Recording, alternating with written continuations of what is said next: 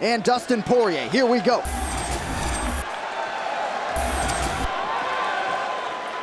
Poirier, the southpaw, starts early, lands a nice left hand on the Korean Zombie that backs him up. And there was a point in Dustin Poirier's life before he got serious into the fight game where he was walking around at 200 pounds. And he's changed his life in so many different ways. Really, he's dedicated his life to fighting and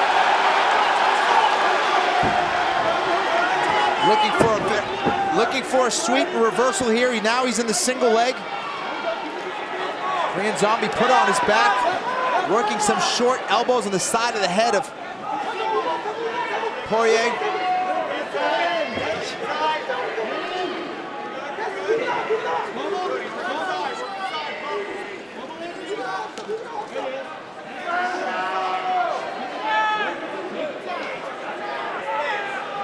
Poirier working for that single leg, hitting little knees to the inside of the leg of Korean Zombie. Trying to win the war there with his underhooks and his head positioning. Korean Zombie staying very calm, keeping a very nice grip on the inside of the arm of Poirier to control him.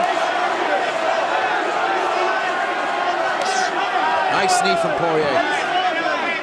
The Zombie chants raining down, and the fan favorite follows through with a power takedown. Beautiful reversal from the clinch, the Korean Zombie, and lands right in the side mount. Get your underhook.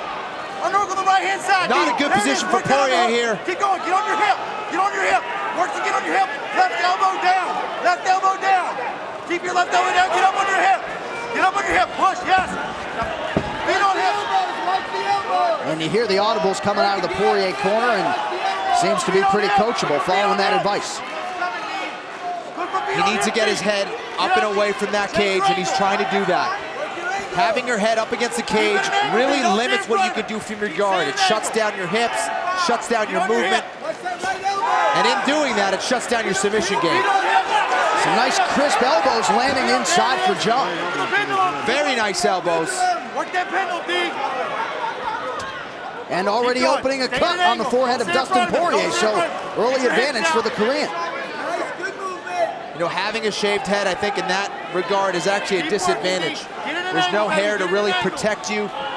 We saw it with Donald Cerrone, and that sharp point of the elbow will cut faster and easier there. Yeah. Work your angle. Keep going.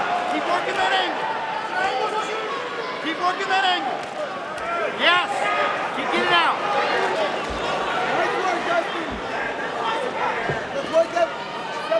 The Korean Zombie's ground game has improved leaps and bounds, as his entire game, and showing a nice top game here. You see, he's really matured as a fighter. He's not spazzing out. He's taking his time. He's methodically trying to work to pass the guard. Nice reversal from Poirier. Beautiful sweep. And you know Poirier's game. He knows the Korean Zombie's not easy to put away. He was expecting 25 minutes tonight. You know, I mentioned both of their submission wins. The famous twister that Korean Zombie hit last year, and Poirier's sick triangle from the mount that he hit this year, and it's become a ground war.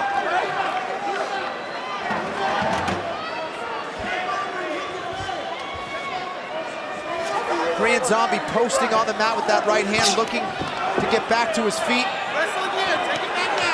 Poirier looking to transition to the back of the Korean Zombie, but he overhooks and saves his position there. So we showed you the takedown to reversals there. The Korean Zombie chance on John, 2 out of 2, then the reversal for Poirier.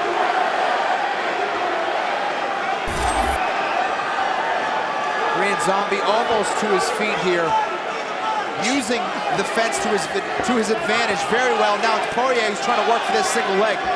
He needs to pick it up and run the pipe. He switches to a body lock. Nice little elbow off the clinch from Poirier and a knee. These guys are going at it. And you see Poirier cracking a smile as he lands his most significant strikes of the fight. Poirier's got to watch for that right hand of the Korean Zombie. A nice sprawl from the Korean Zombie here, forcing the head of Poirier to the mat. fatigued. I hadn't seen that to this point. We'll see.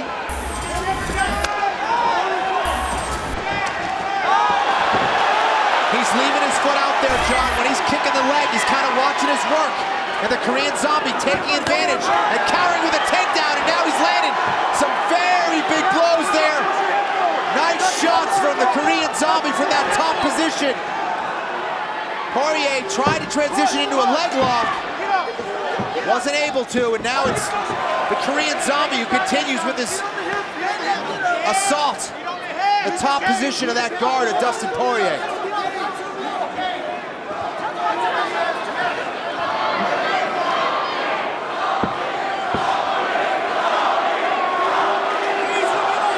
Very impressed with the strategy of the Korean Zombie. Really being very methodical out there.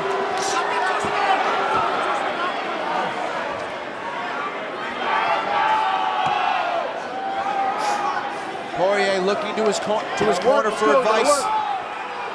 Korean Zombie trying to base forward. Land those elbows that he landed in the first round. And it's Poirier who's trying to work a high guard.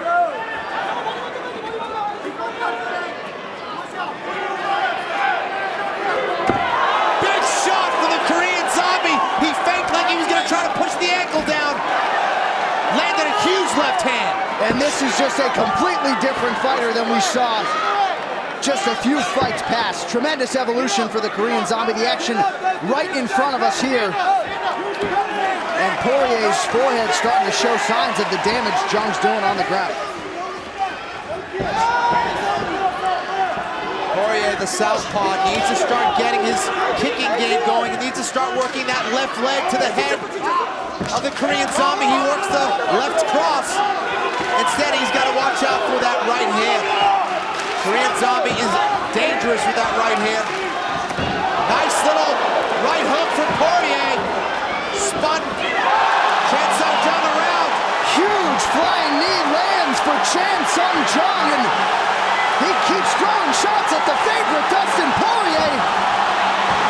Wow, look at that transition. Beautiful stuff. He countered that double leg. Reversed him right into the mount position. Just when he thought Poirier had him with that power double, he reverses it into a beautiful sweep right to the mount position, no less. Korean Zombie's on fire now and in a great position to finish this fight. And keeping the work rate up. Mixed martial arts at its best. So a very dominant position here for Chan Sung Jung. He's got 2 minutes and change with which to work. Poirier needs to let go of that grip. He's not going to be able to stall from there. He needs to push on the knee of the Korean Zombie and start getting back to his guard. Holding up there isn't going to help him at this point. He needs to push on the knees, push on the hips, and start getting his hips and legs back into this fight. Look at this transition from the Korean Zombie, John. Beautiful stuff. Can he finish it? He's now working for a triangle. Poirier counters that, but he's still not out of trouble. Korean Zombie now back to the triangle. They're transitioning so fast. This place is going nuts. You see why Chan Sung Jung's a fan favorite activity. He's relentless, John. He's relentless. He's going from armbar to triangle, back to armbar, and now he's not stopping. He's attacking with elbows from this position. And Poirier's in trouble now as he goes belly down with the Russian armbar. Poirier needs to roll out of this, and he does. What hard technique for Poirier. Now he's in the side mount. Can he get the mount? Korean Zombie gets back to his half guard, and now full guard. My God. And the crowd very appreciative here. What a second round. John, this is why I love seeing the little guys go at it. It's non-stop action, technique at the highest level. And they're not stopping. These guys aren't getting tired. They just keep going. If they do get tired, they just keep throwing shots, keep transitioning into submissions. Beautiful stuff.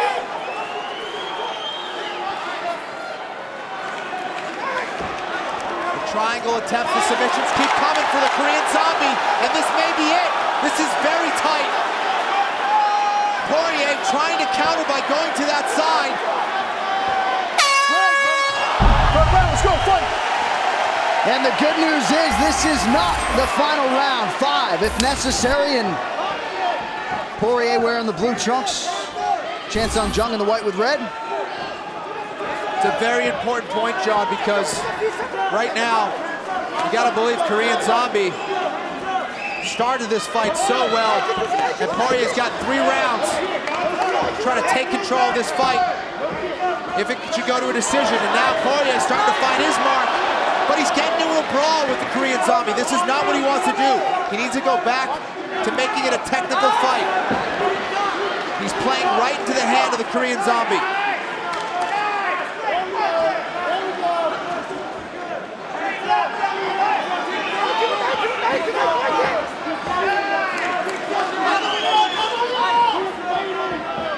Poirier thus far unable to really find his range with much consistency. Pressing forward.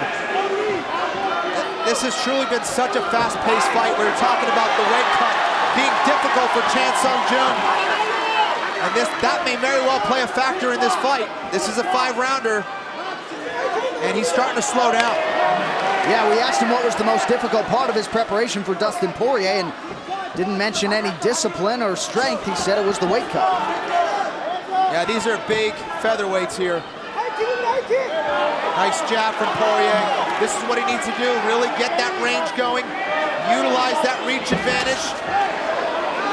He's swinging punches though. He's starting to get away from his technique. He needs to keep it technical, keep him on the outside, and that's what's winning him this round right now.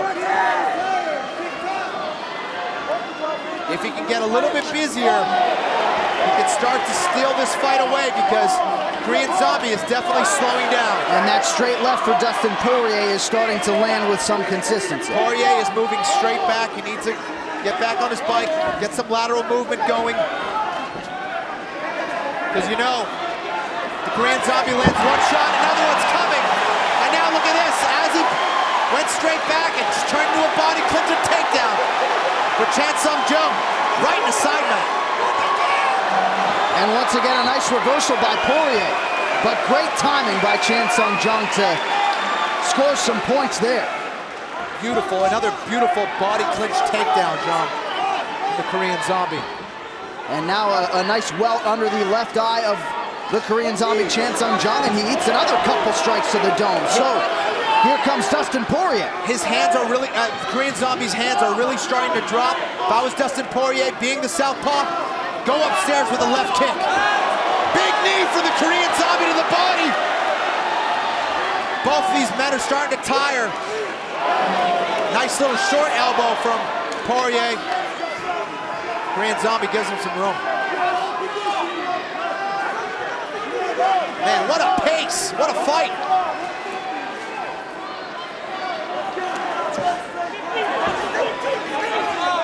And you're right, the Korean Zombie now as flat-footed as he's been in the fight, and part of that because Poirier has started to find his range.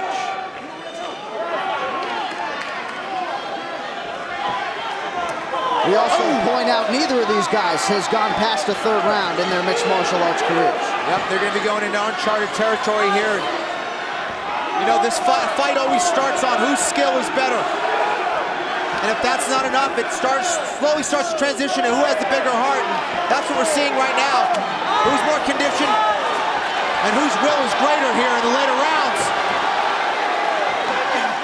Big knee from the Korean Zombie. And Poirier has absorbed several significant strikes and keeps hanging in there in the pocket. Poirier's really winging that left hand. He needs to stay on balance. He needs to keep his technique going. He's thrown himself off balance when he's trying to overcommit to that left hand. There it is. Now it's crisp shots from Dustin Poirier. And you see the significant strike gap. Dustin Poirier beginning to close at 50 to 36 right now. And that left eye of the Korean Zombie, Chan Sung Jung, bears watching. He has absorbed a lot of punishment in this round, more in this round than the 1st and 2nd rounds combined. Definitely, Poirier is finding some very good moments. He's finding a home for that left hand. And he's finding it because he's throwing it straight and crisp. He's not trying to take the Korean Zombie's head off. He's just trying to land it. Precision, technique.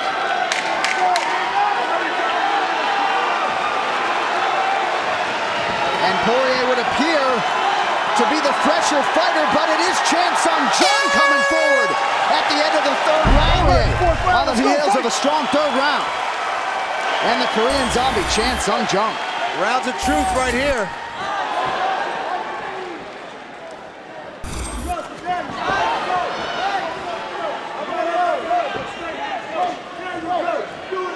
Now Poirier is starting to find his mark with that left hand. He needs to finish the combination with his right hand, whether it's a hook or a little short jab.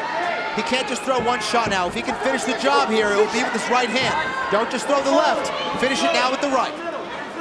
For the Korean Zombie, if he can get his kicks going again, that will serve him well. Try to keep Poirier on the outside. Nice little knee from the Korean Zombie.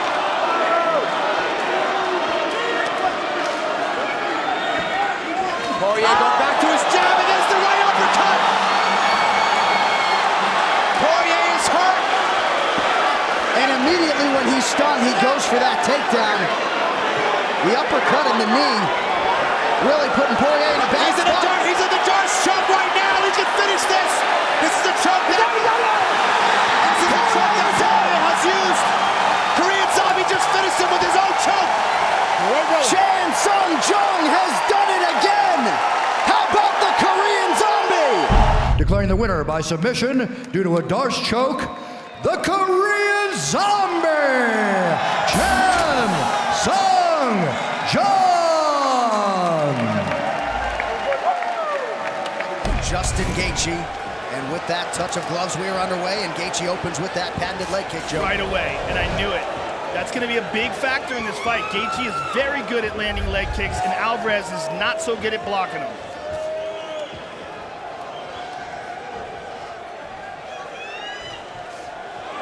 Gaethje with a right hand over the top. Eddie lands an uppercut. Gaethje smiles it off. Oof. Eddie's immediately suffering the effects of those leg kicks. Gaethje looking for that right hand over the top. There's another leg kick. See how he covers up in the exchanges and lands those shots. And again. Pretty good 1-2 from Eddie. 8 a counter from Gaethje.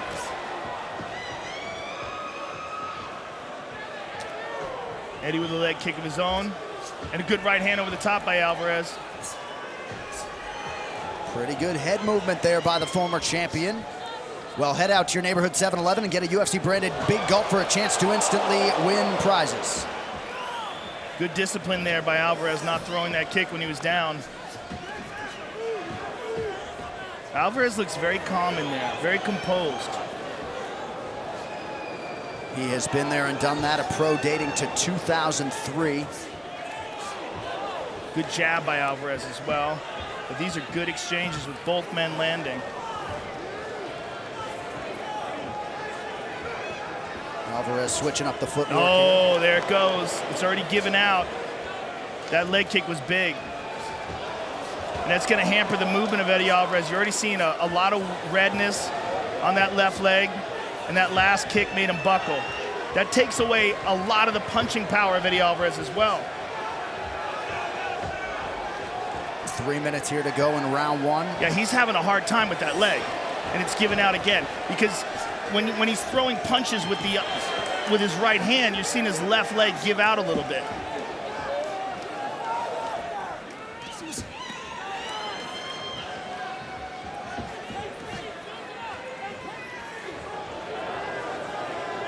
Gaethje feints. 2 supremely conditioned athletes here as well. Oh, man.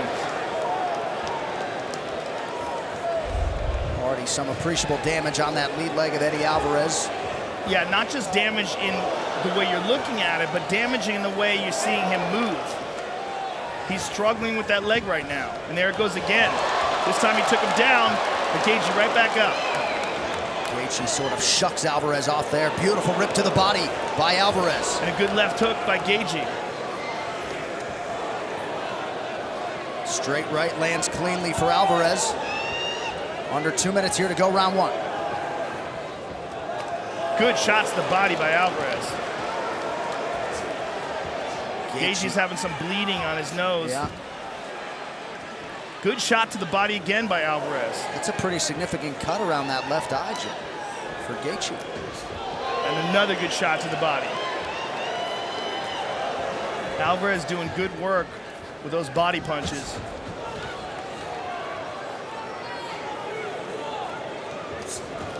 Again, Alvarez goes to the body and a left hook up top.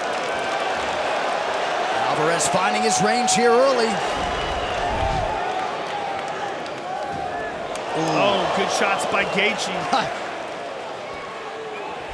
Eddie with the Dikembe Mutombo to the crowd. About a minute to go here, round one.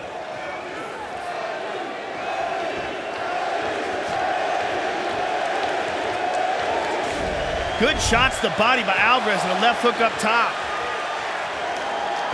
He's putting it on Gaethje a little bit here late in the first round. Yeah, I think the body punches were a big part of this turnaround here. Faked the takedown there, got Gaethje to flinch. Again, ripping those shots to the body. Oh! Under 30 seconds to go in the round. Some definite early adversity here for the unbeaten Justin Gaethje. Passed his first UFC test against Michael Johnson this summer. Good head movement by Alvarez. You've seen improvements in his defense here. And there's that leg kick again.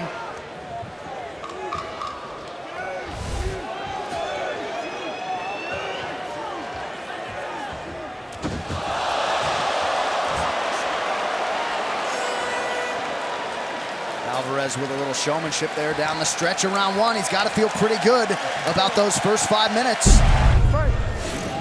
All right, here we go, round two. Gaethje in white, Eddie Alvarez in black. Opened up with a leg kick of his own. Oh, he ate that one.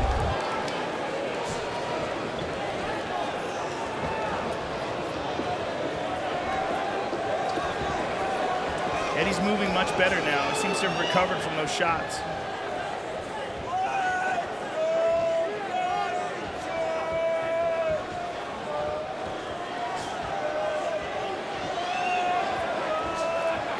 Ooh, hook follows up the body shot for Alvarez. He's having fun in there. Yeah, good punches there by Alvarez.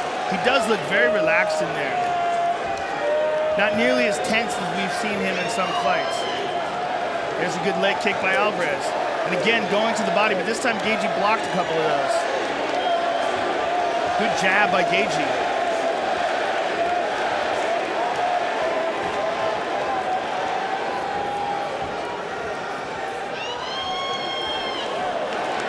Again with that leg kick. Yeah, Alvarez loads up on the uppercut and pays for it in his lower half. Good right hand by Eddie Alvarez.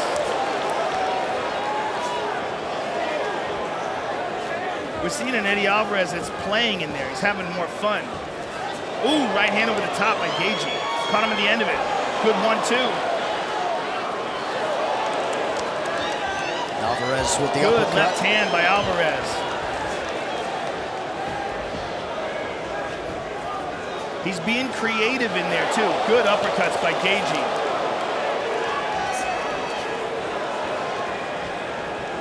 Gaethje just missed on that left hand to close out the combination.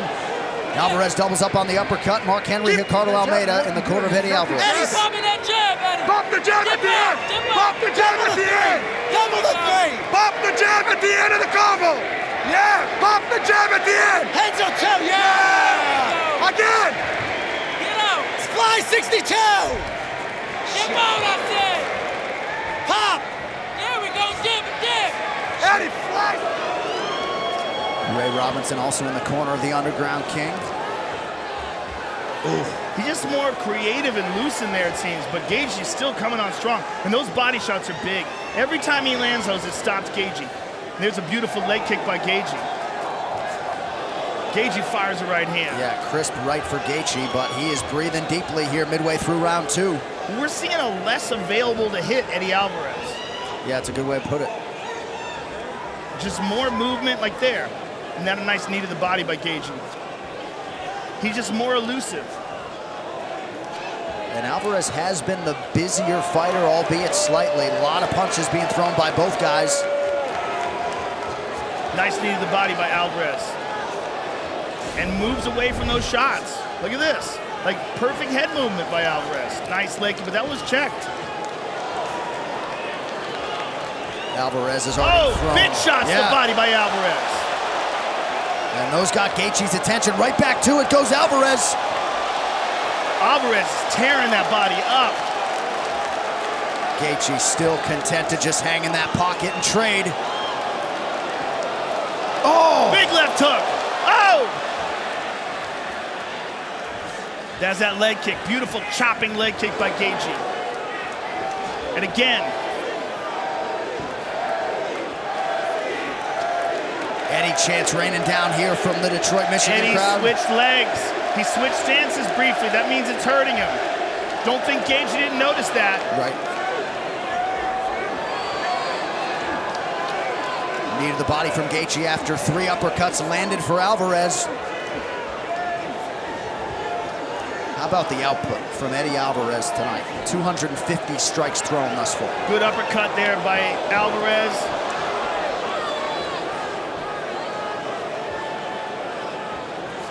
Good right hand over the top by Gaethje.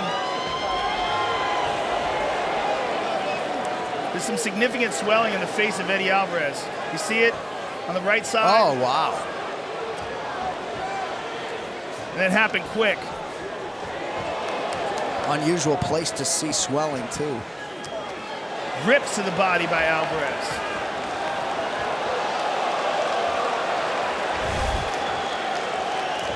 Well, that swelling is rising, too. Maybe a slip from Gaethje, and he eats a big knee from Alvarez. 10 minutes down. As anticipated as any fight really in 2017. And the cut man did immediately try to limit the swelling on that cheek of Eddie Alvarez. Alvarez is doing a great job of being unpredictable, feinting. There's that front kick, nice inside leg kick by Gaethje.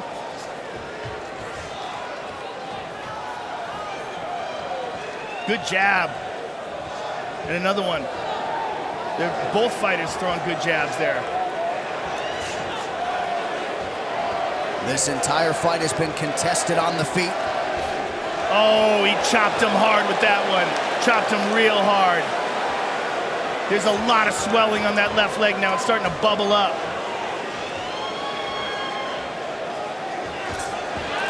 And he ate that one too. He switched stance to southpaw, but as soon as he went back to orthodox, Gaethje attacked that leg again. And perhaps Alvarez will try to take Justin Gaethje down. Easier said than done. Again. Looked like Eddie tried to pull guard there. He tried to pull guard. That leg is giving out on him. That leg is seriously damaged, and that's why he's fighting southpaw here. Well, his leg is completely wobbled. You thought it was the biggest factor in the fight. Proving prophetic here. About a minute gone by, round 3. So Eddie's going to try to recover, and then once he recovers, now he's going back to orthodox, but he's taking a big chance. I don't know how many of those leg kicks he can take, and he eats one.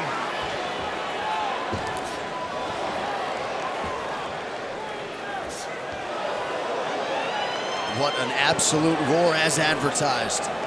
Nice knee to the body by Alvarez. Gaethje with the left kick now. Oh, he chopped it again. He does such a good job in the clinch of throwing that kick. And Eddie's leg is chewed up. Oh, again. Check that one. A wayward spinning attempt from Alvarez. Look at this. Eddie's got his back. And Eddie dragged him to the ground. Eddie, a brown belt in Brazilian Jiu-Jitsu.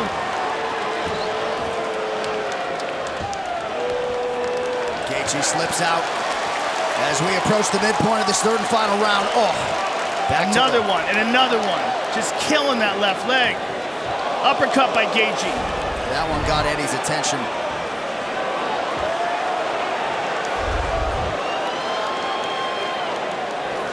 Oof. Gaethje just fearless, standing inside that pocket. Oh. Eddie Alvarez is an animal. I mean, he just keeps eating those leg kicks. A lesser man would have been down a long time ago from those. Gaethje just continues to eat uppercuts. without much issue. Crowd oohing and eyeing with every strike thrown here down the stretch. Alvarez putting a lot of pressure on Gaethje here.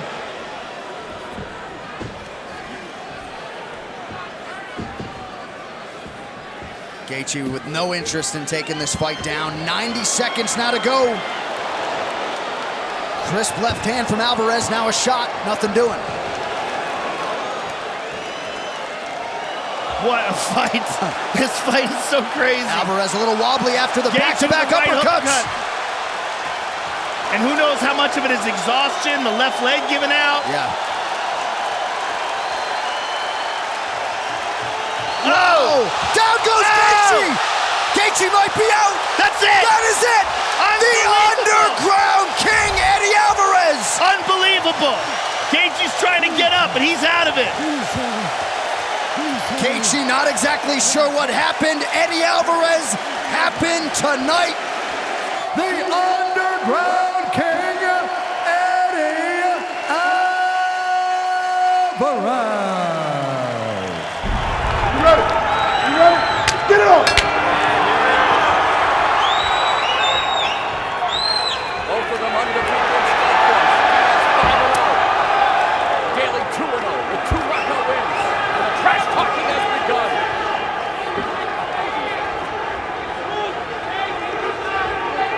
Frank, you were in there with me. What was he saying? Trash talking effect? You know what it is? It's incredibly distracting. Like, you just can't imagine that he's doing that to you, and he's doing that to you. Here's a left hook by Daley. Diaz. Daley! He's moving his head, though. Daley has to be very careful. That kick almost caught Diaz in the head. That would have been illegal. But Daley all over Diaz. Daley is jumping on him. The knees and the left hook. Wonder if we're seeing some rope-a-dope here, my friends. Nick, though, with that hiding man, does not have a reach advantage. Daley fighting him close. Cesar Gracie told us that Diaz's overall boxing mechanics were the biggest improvement. The head movement, the footwork. Daley so far short-circuiting that. Now Diaz getting his rhythm, testing that lead leg. Great right hand, missing from Daley. Diaz normally in stand-up, combination puncher, Frank Sherman. Yeah, right now he's just trying to get Daley to swing and expose himself. Give him a reach. He's looking for those holes. I like how he goes to the body as well. Nick Diaz, CompuStrike's biggest enemy. This is where I thought Nick Diaz should be hanging out against Paul Daley. Put him in the cage, beat him up. Elbows, short punches off the cage. Diaz to the body, left hook by Daley. Diaz back downstairs up top. Daley pin. Daley in trouble. Daley looked hurt. Daley holding on now. Daley looking for the takedown. Diaz going for the choke. Now Nick Diaz. What a start. Very impressive, superlative striking from the Strikeforce welterweight champion. Now the Brazilian Jiu-Jitsu black belt pulls Daley into his guard. Controlling his wrists, controlling the posture. Just because Diaz is on his back for MMA neophytes doesn't mean he's in danger. He is very comfortable from that position, looking for the ankle pick. Good balance by Daley. Scramble out of that ankle. Wrestling has always been the Achilles heel for the British fighters. He's been working with Kenny Johnson. One area that Diaz Beautiful straight left hand by Nick Diaz. Backs up Daley. Then he goes to the body with the left hand. Daley left hook. Catching Diaz. tremendous action here in San Diego. Wow. And Diaz is ripping those body punches to Daley. Work the body.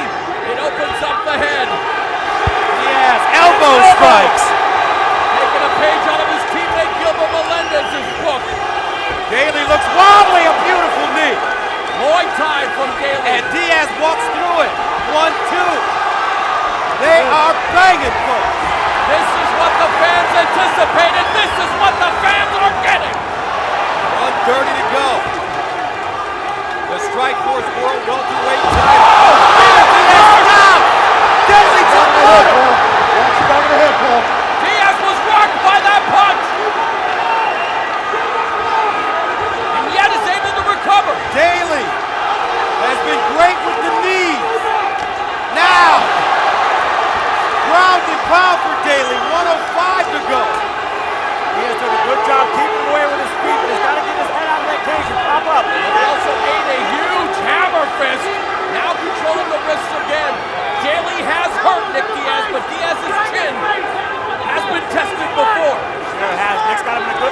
guard position there, and he can flip him over if he gets his other leg underneath him.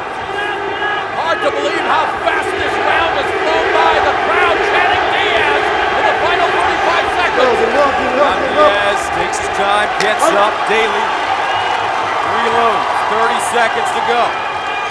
Round 1 scheduled for 5 for the Strikeforce World Welterweight title. Nick Diaz, the champion in white and black. Daley, the challenger in blue. Great body work by Diaz. Oh, beautiful up the top.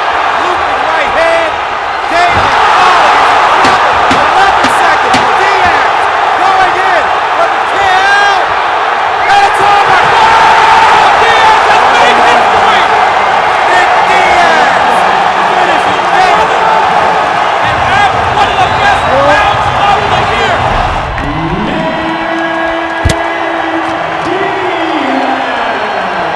USA. Let's go, come on.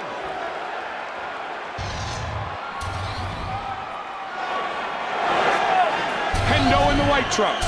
Bisping in the white and black trunks. One of the things that's really shown, that we've really seen an improvement on in Michael Bisping over the last few years is his footwork and his boxing. And I expect him to use a lot of that, a lot of footwork to avoid the big power right hand of Dan Henderson. Bisping never been finished or knocked out. Henderson never been finished or knocked out. Never been TKO'd or KO'd in his mixed martial arts career. Henderson trying to hunt down his opponent. There's that big right hand. Swing and a miss. Man, Henderson's looking to load up. And that's what he does. He's got vicious power in that right hand. And his left as well. He knocked out Vanderlei with a left hook. Bisping's strategy, Joe, is to stick and move. Stay away from a potential clinch game with the Greco-Roman Olympian. And utilize what might be a speed advantage. But we saw him employ the same sort of stick and move strategy and get a victory over Chris Lieben. But Chris Lieben is not Dan Henderson. He's rocked him early. Henderson looking to hunt him down. Henderson teeing off on Bisping. Bisping may be hurt, Mike. He landed a couple of good shots there, though. Hendo again with the right hand to the body. And nice elbow. Man, Henderson looks good. He looks very solid, Mike. You know, this might have been the motivation that Dan Henderson needed to train really hard. Physically, like I said, this is the best he's looked in a long time. He might have needed a guy that he really disliked. Coming off the Ultimate Fighter, Team United States against Team United Kingdom.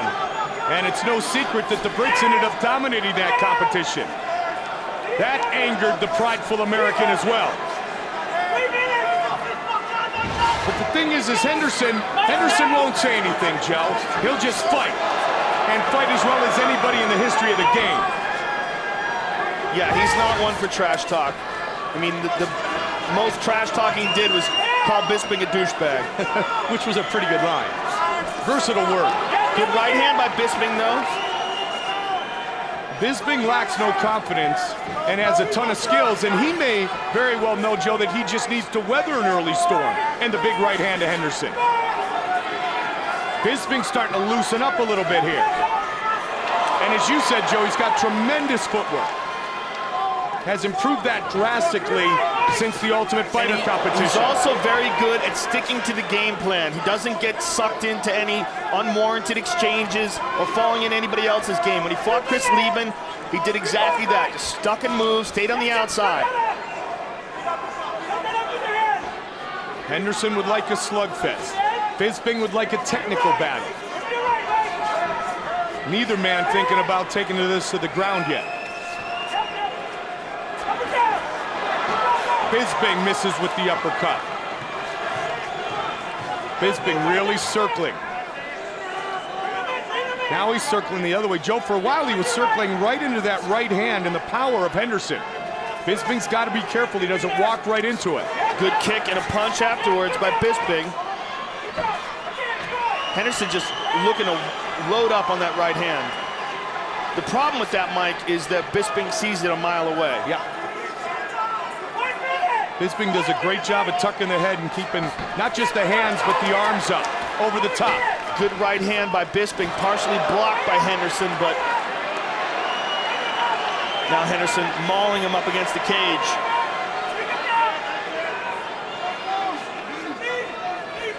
The Greco-Roman wrestling skills coming into play for Dan Henderson, landing some good knees to the body. He's great at controlling his opponents in this position. He's great at ragdolling people too. Yamasaki warning Bisping about grabbing the shorts of Henderson. Michael Bisping 3-0 as a middleweight. Bisping gets free, but he got free with a message, and that message was in the clinch, Dan Henderson is going to dominate. Dan Henderson actually smiled at him, like, are you kidding me? You going to take me down? Bisping's ancestors fought in battles in Poland, Germany, Austria. His grandfather at age 15 defended his home against the Germans. Thus the nickname The Count. Good right hand at the end of the round. Let's go, come on! Second round.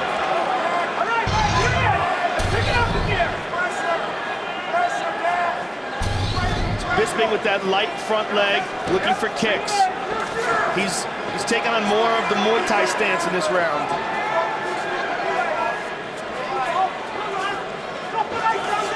Inside leg kick, UFC 100 presented by Bud Light. Second fight of the night between one of the true legends of the sport and the most popular Brit in MMA today. You know, we talked about Akiyama carrying the flag on his back. Bisping is the poster boy for the UFC in the UK. Dan Hardy starting to follow behind, but Bisping came over, won the Ultimate Fighter, Joe, and kind of started to set the way for the UK fighters to have success. And so many have now. It's, you know, really interesting seeing all these great new talented fighters come from over there. And this past season of the Ultimate Fighter really showed that. A clean sweep by the UK. And we've had Henderson lands a big right hand, Mike, and a left hook behind it.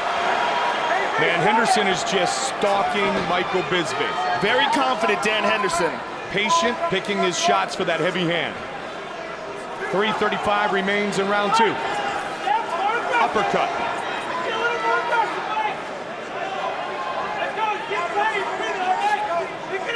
Joe, the commemorative issue of the UFC magazine, now available at newsstands across the U.S. If you haven't grabbed it, grab one now. It is absolutely outstanding.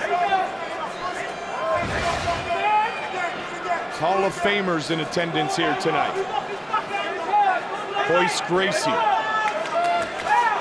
the star of UFC 1. Good jab by Henderson here. Here at UFC 100. Chuck Liddell, inducted into the Hall of Fame yesterday. One thing that you don't see a lot of from Dan Henderson, Mike, is feints. He kind of wades in and looks for openings and throws big bombs, but he doesn't fake a lot. Missed with the right hand, Joe, got a little off balance there and almost got hit. Just about at the midway point of this non-title fight.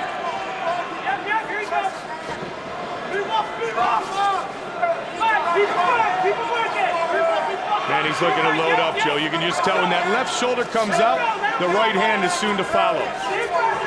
And his opponents know it, but a lot of times they can't do anything about it.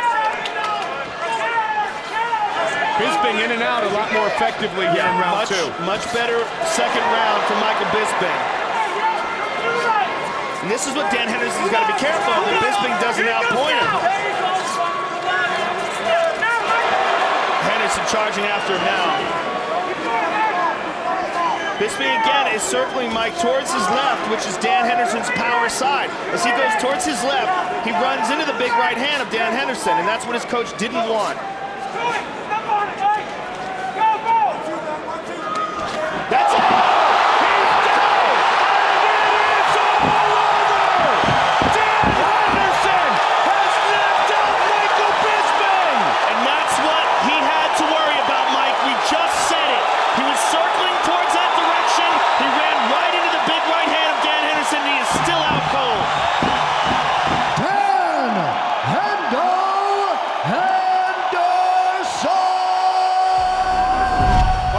Good friends, they call each other brothers. They're gonna battle in the octagon.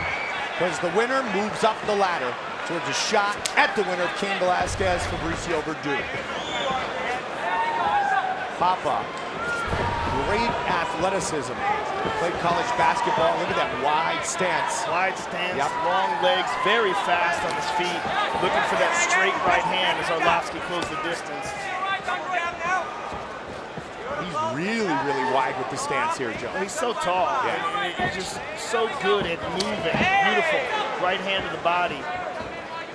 The only guy who moves as good as him in the heavyweight division is Mitch Rion, who's also a great athlete, former football player. Of course, Arlovski pushing forward.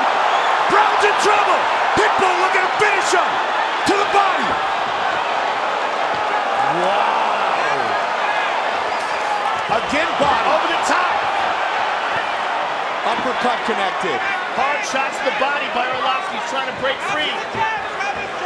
Travis still a little wobbly. Yeah, he is, Joe. Locking his legs out.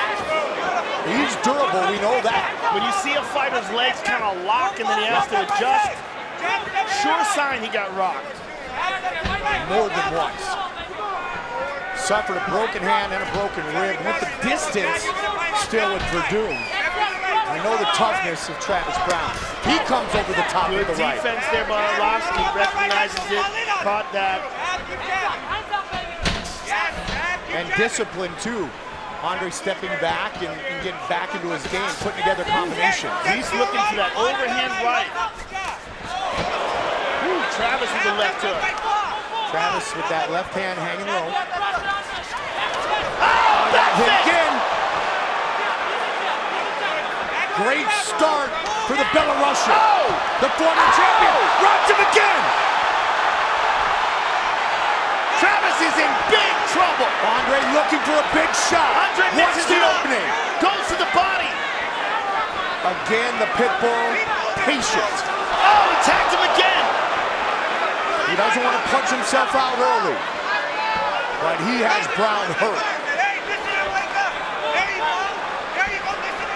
Travis trying to shake it out a bit, back and forth on the feet.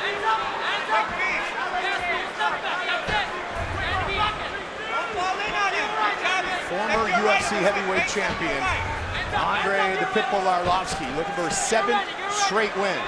Again, that leg not very stable. Travis looks to be recovered a little bit here. There's a nice leg kick. He's got vicious kicks too, Joe. He certainly does. Whips into it.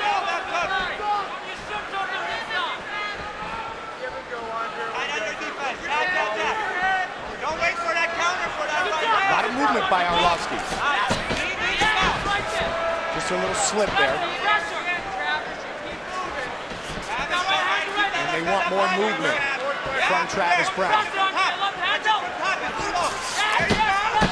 Andre putting together combinations again. Arlovski ultra aggressive here in round one. Just barely missed that right hand over the top. And this may be what we were talking about, Mike, that they're just so used to. Oh, he got it with the back fist again.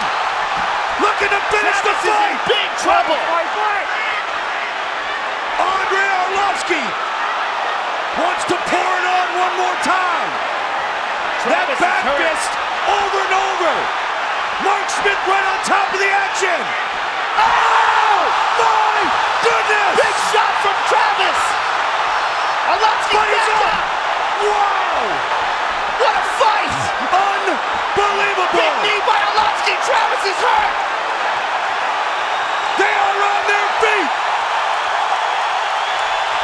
Oh! Again with a combination. Elbow. Steps away, looks for the kick.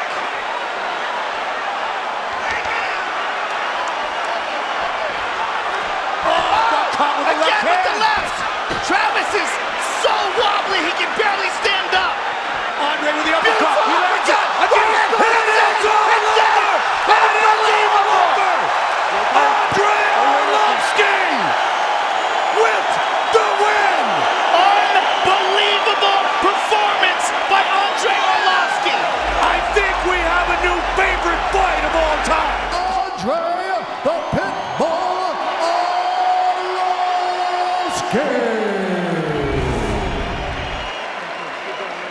this evening in Las Vegas. Griffin in the white trunks, Edgar in the yellow and black trunks.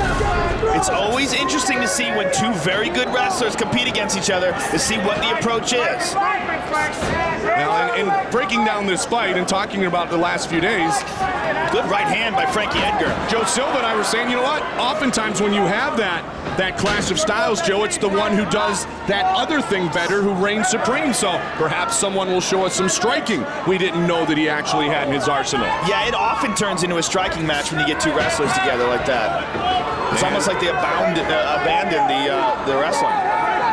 And if two things cancel each other out, a movable object, unstoppable force, then you go to plan B. Frankie Edgar's got some nice hands. I like the way he moves. Good right hand. I like the way he moves. He's got an excellent in and out movement, showing some angles. Nice counter right hand by Frankie Edgar. Yep, got underneath. I like that. Fakes the takedown, shot in with some punches.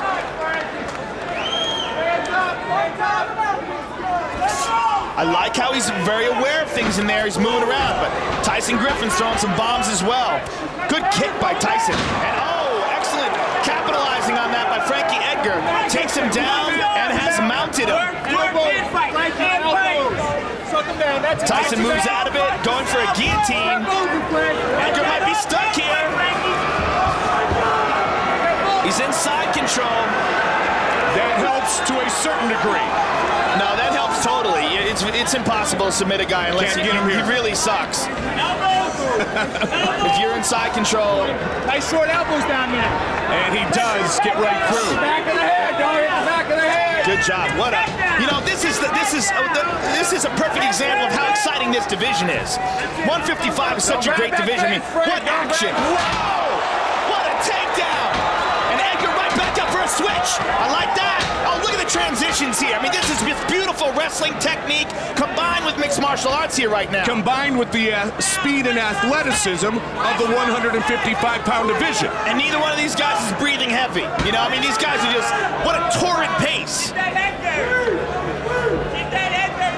You gotta love the technique being displayed right here. And Mazzagotti's an excellent referee. He's not gonna stand these guys up too quick. He's gonna let them work here.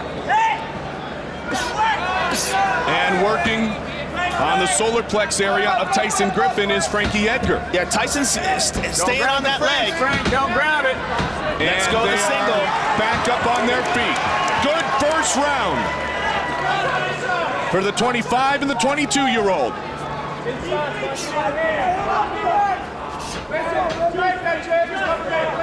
Griffin really likes to kind of come over the top with that right, a la Hermes Franca. There it is. Yeah, there you go. And good knee to the body by Tyson. A counter right hand by Frankie. It's not that straight right that we're seeing more from Edgar, Joe. It's that, nice uppercut. I'll tell you what, Edgar is an excellent boxer because he stays in the pocket while this is going on. He's very aware of what's going on, and he's countering great. I'm giving a hand advantage to him. All right, so the hand advantage to Frankie Edgar. See how he stands in the pocket while these punches are going on and then lands crisp counters? Well, Griffin is certainly telegraphing his uppercuts because he's bringing them from way down low.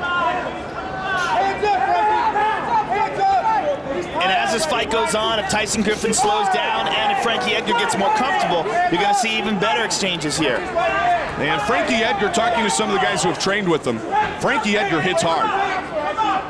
Hits hard, kicks hard. You like how he spun him around there and used his angles here? Nice jab. The nose is bloodied up of Edgar. Good knee by Tyson Griffin, but Frankie takes it, takes him down, and now he's in Tyson Griffin's guard. Under a minute remains in round number 1. Griffin breathing heavy here. This is a fast pace these guys are fighting at. Tyson Griffin, trained by David Terrell, UFC veteran. Not a lot of people want to fight a Tyson Griffin. When Joe Silva tries to recruit fighters at 155, they're ready to go. They want to jump into the octagon. Then he says, all right, do you want to fight Tyson Griffin? And they go, no, maybe not. Well, Frankie Edgar, people are going to say the same thing to him. Yeah, very much true, hey? Frankie Edgar didn't hesitate at all. Yeah, this guy is impressing the hell out of me. I mean, to have Tyson Griffin on his back like a nice pass, very sweet. He's got his back. Final seconds of the round. Muscles out of it. And Frankie Edgar gives him no time to rest. Comes in with some beautiful punches. punches. Really good first round. All right, guys, bring it on. He's got to figure out a way to get Frankie Edgar on his back. The exchanges and the punching, he's losing these exchanges. But he's got good power himself, and you know what? He looks a lot refreshed. I mean, they're both in such excellent shape. I'm sure he's feeling better coming into the second round. Griffin is long and looping with his strikes.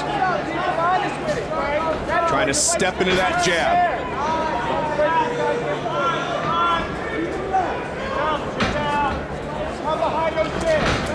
Caught him with the jab that time. It's coming over the top of that right. Tyson, but nice uppercut. Frankie Edgar's hurt. That was a good uppercut. And you know, you heard Mike Pyle in his corner before telling Tyson Griffin that uppercut is working for him. Go Hall of Fame. I mean, the technique these guys are displaying here, the wrestling, is like, see that switch on the right side? He's grabbing a hold of that leg. He's going to try to get his legs out and counter.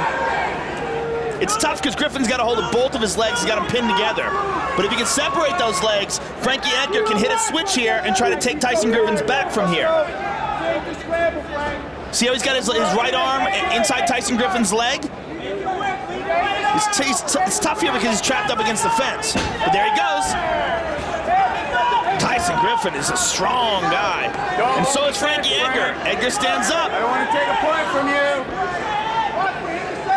Tyson Griffin has a victory in his mixed martial arts career over Bang Ludwig. And immediately, as soon as Edgar gets out of it, he tries to get a takedown himself. Construction worker Tyson Griffin against Frankie Edgar, 25 years old. Political science major at Clarion University, and as Joe said, a very decorated wrestler. State champion a couple of times in Jersey, 4-time Division I national qualifier, and a college freestyle All-American in 2004. 3 minutes ago, Frankie Edgar's got a wide open mouth. He's breathing heavy. That shows the pace. Griffin trying to get himself back in this fight in round 2, and it looks like he's doing it. Edgar takes a couple shots himself. Inside elbow. Griffin relentless, pushing forward. His corner screaming at him, hands up, hands up. They're screaming at him uppercuts and hands up. Trying to fake a fadeaway. Edgar trying to catch his breath. Good kick. And a better defense on the takedown. Same play. Same deal. This time he's taken down. The technique just displayed, so beautiful to watch. Now let's see what Tyson Griffin has off his back. He looks like he's trying to do rubber guard, but he's not that flexible. He's going for a Kimura on the right side. And Frankie Edgar's countering it, stepping over. As long as he can stay over there, he can hit an armbar here. The counter to an overcommitted Kimura is an armbar.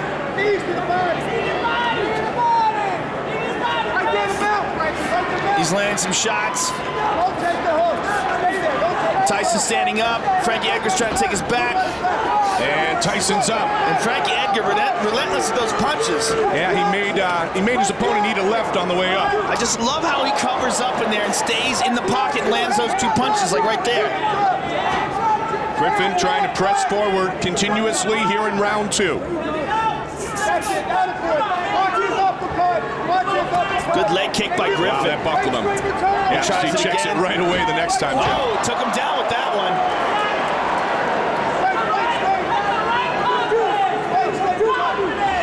Again with that leg kick. Edgar's getting to the point where I don't think he wants to have much to do with the game on the feet anymore. He knows he's starting to get bettered by Tyson Griffin in the striking battle here in round 2. Well, he's taking some shots. Tyson Griffin's trying to get a Kimura on the right side. Edgar gets out of it. And Edgar's going to try to push his leg out. He's punching, and he's going to use that to try to get his left leg out from in between Tyson's 2 legs. A scramble. Now Tyson's on top. He's got a hold of him. He's up in the air. He's down. Tyson's trying to pass here. And again, Edgar hits that switch on the right side. Tyson's got his back. Suplex coming. Decides to drag him down. Whoa, mount. What a transition. Mount into back. And now Edgar has his back. 10 seconds remains in the round. I mean, the transitions are so fast, it's hard to keep up with him. What a great show of transition and change at the end of round 2. Could easily score this 1 round each. And Edgar comes out with the first swing here in round number 3. Tyson Griffin got some serious leg kicks. If he was a girl, you would say he has a badonkadonk. That dude's got some thick legs. You said badonkadonk. That dude looks like he's got some serious squat power. Frankie Edgar wants no more of those leg kicks. Absolutely, and then that's why I think Frankie Edgar wants to play this game on the ground here in round 3. And Tyson's looking to hit it again. You see he's setting it up. You see he's lifting that right heel off the ground. Every time he does that, and you see him not flat-footed, expect a right leg kick. Tries in some punches. But you can see he's cocking that leg kick. That leg kick has paid dividends, and he wants to keep collecting interest with it. Came over the top with the right. If I was in Frankie Edgar's corner, I would suggest a change in stance. Oh, good right hand by Griffin, good counters by Edgar. But as these punches are coming in, you get used to those punches, that's when that leg kick's gonna come. Absolutely, and when you get ready for that leg kick, that's when the punches start to come. Good uppercuts by Edgar.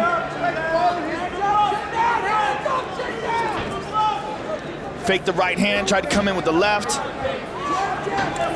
I mean, the momentum's been swinging back and forth and back and forth. These guys are slowing down a little bit in this 3rd round. There's that leg kick again, bang. I mean, Tyson Griffin's got legs like a heavyweight.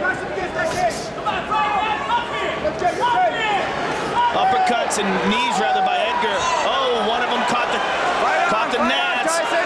Wow, fight on. Yeah, that's fight interesting. On. Tyson Griffin could have taken a second if he needed it. Yeah, I don't understand why Steve Mazzagatti said fight on there if he knew that was a groin kick. If he knew it was a groin kick, he should have stopped the action.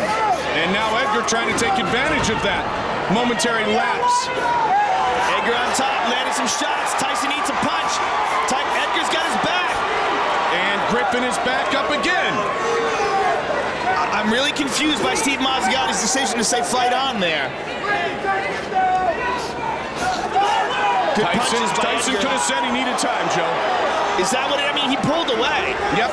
It was pretty obvious Steve Mazzagatti knew he got hit in the groin. And again with the leg kick. Regardless, and by this time he's recovered. Yeah, now, and you can see it in his eyes. He's recovered now. But Frankie Edgar scored some very valuable points. Yes, he did, and he did some good damage. Now he's trying to suck Tyson Griffin away from the cage and trying to mount him. So he keeps grabbing a hold of him. Tyson's just so strong with that lower body. There he goes. He sucked his legs out. Now he's trying to mount him, and he's going to try to creep forward. He abandoned it. Two undefeated 155-pounders tonight. Pushing it all the way to the limit. Yeah, I mean, this is about as torrid a pace as we've ever seen for a 3-round fight. I would love to see these two guys in a 5-rounder. Well, I'll tell you what, you might someday. So you could be looking at guys who are future champions. Oh, I think for sure we're looking at guys that are, at the very least, going to fight for the title in both of these guys. And a beautiful takedown by Frankie Edgar. This might be the difference in the fight right here. This last minute and 15 seconds will tell. Tyson Griffin going for that Kimura on Frankie Edgar's right arm. Edgar got his back. Gets off it. Good knees and punches. Griffin comes forward, and now Edgar's starting to have his way. Edgar's starting to have his way now. He's got his back, but you can see by the way Edgar's punching, his arms are so exhausted here. Even if he got a choke in on him, I don't know if he's got enough arm strength to finish it off here. Leg bar. Oh, knee bar by Tyson Griffin. This is tight. This might be it. Can he finish it? Right here, man. Can he do it? 37 seconds to go. Look at the torque on the leg. Oh, and he's turning his arm around. That's bad. That is deep! Oh! I'm tapping and I'm not even in there! Edgar, will he persevere? Tyson Griffin is he's gritting his teeth! 14 seconds! 10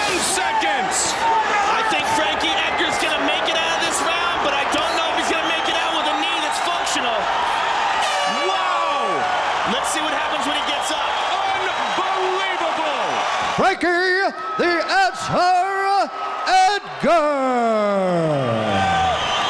Twist my knee.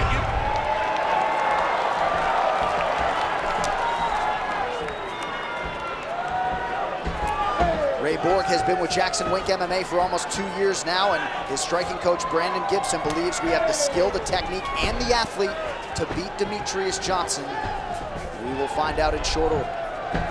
DJ immediately targeting that inside leg kick many times already. He's already gotten 4 of them off to start the fight. Big inside leg kicks. Check that one. Neither man has ever been finished. 40-plus pro fights between them.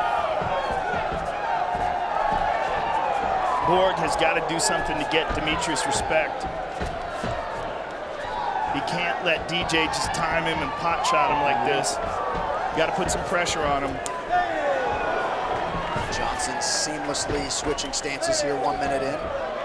Even as Borg has him fighting going backwards, DJ does a phenomenal job of just kind of picking you apart. You can tell right now they've worked on it. It's the inside leg kick. That's the key for tonight. But look at Ray Borg throw a big right uppercut. Big speed and big power from Borg. Good kick to the body by DJ. So leg, then right to the body. And 1 high so far for Johnson. And again, look at this. And he gets his back. And Borg just sitting down here, holding on to the left arm of DJ, trying to prevent that choke and looking for an opportunity to stand up. A beautiful spin there by Borg. Back to his feet by Ray Borg. Left hand from Borg looked like DJ. Again, that body kick is going to really take effect on him.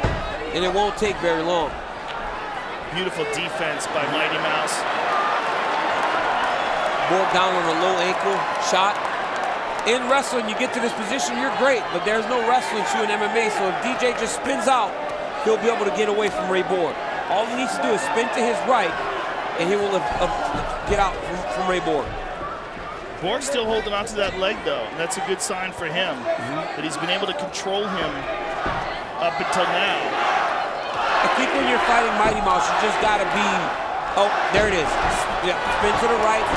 Evades, and now he takes his back. I think when you're fighting DJ, you have to be a wild man, just like Tim Elliott. Yep. You got to just let everything fly, and just hope to catch him in something, because he's already having a really good performance very early in this fight. And like I said, Borg has to be able to respond to this when things start to go a little in the opposite direction as a guy that's in this position for the first time.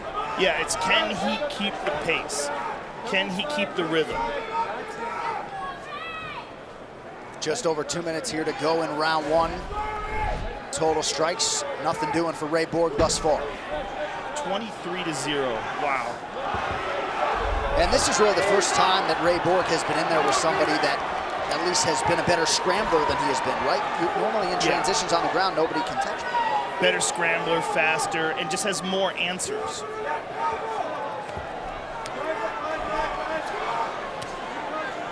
DJ working the ground and pound here.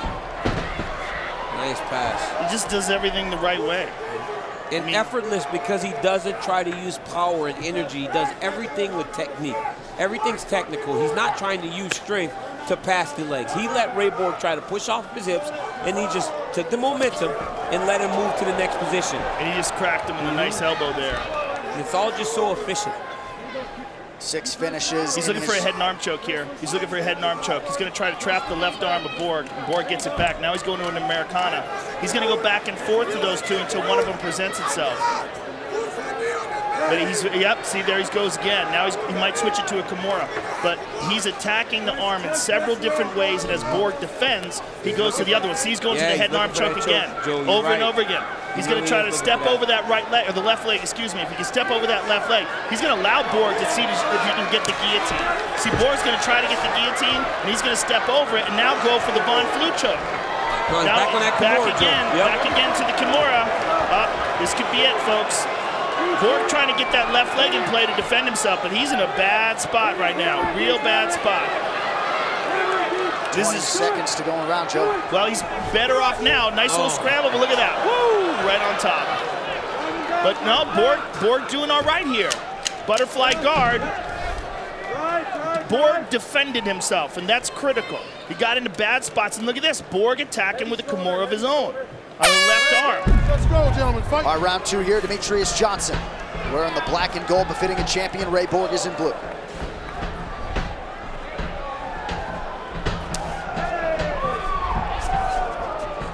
Six finishes in 10 defenses to this point for Demetrius Johnson. Pressured here by Borg. Good job by Borg. Yeah, Closing smart the adjustment. distance. Yep. Yeah. Showed him the jumping knee and went right to a double leg, just to close space and slow DJ down. He does not want him out in front of him moving, and like Joe said, pot shotting him, picking him apart. Great adjustment by Ray Borg. Yeah, I think you were talking about this earlier, DC, that he's got to make this a fight, a dog fight. And I think you're absolutely right. I don't think he can technique for technique with DJ. But if he can get it ugly and turn it into a brawl, he can have some success. Another thing that you were pointing out is that when the two of them are standing next to each other, Ray Borg is the bigger man. Yeah. And that's one of the reasons why he's been having a hard time making that 125-pound limit. And looking for the guillotine here. Borg looking to connect his hands together here. And DJ's got to be careful here. Yep, as soon as it starts to get tight, DJ will attack his hands. There you go. You see, it started to become a threat. You attack the hands. Nice job by Borg. Changing the position.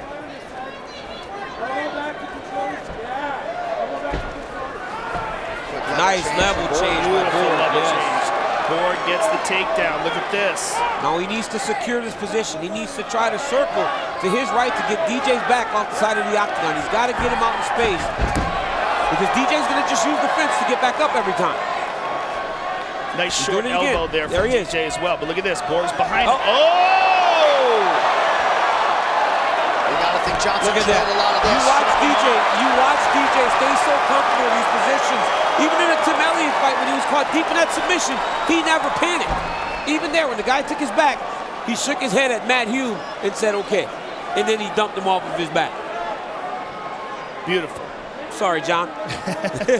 No, got to be somewhat encouraged if you're Ray Borg, but discouraged also that you had DJ's back and were unable to maintain it. Well, he's having a little bit of success, which is better than most people. You know, he's got something going on. Mighty Mouse keeps going for that head and arm choke, and he's in a much better position for it now. Borg is in real trouble. He's got to get that left arm out of play. Mighty Mouse is in half guard here. He's going to try to slide that left leg through and get to full mount. Ray Borg's trying to circle with him, trying to go counterclockwise with him, keep up. But as soon as DJ slides that left leg through, he's hammering him. Almost crucifix. Borg has to be careful with that left arm. DJ, one of the few guys that consistently seems to get this crucifix position. Yes, I'm sorry. I would say watch armbar there and Kimura. Well, it's a little early for him to dive on something and not have full control of the body. I'd imagine he's going to soften him up before he tries to do something like that. Because Borg's still a very explosive guy. Oh, nice knee to the body there, and DJ takes the left hook. He's got that left hook in for back control. Oh, nice knees to the body there by DJ. Beautiful knees. Yeah, he's been working the body to great effect all night. Pushing on the face of Ray Borg here. Back to the clinch we go.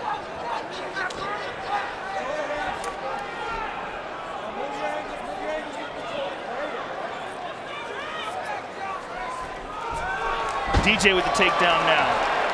Into side control.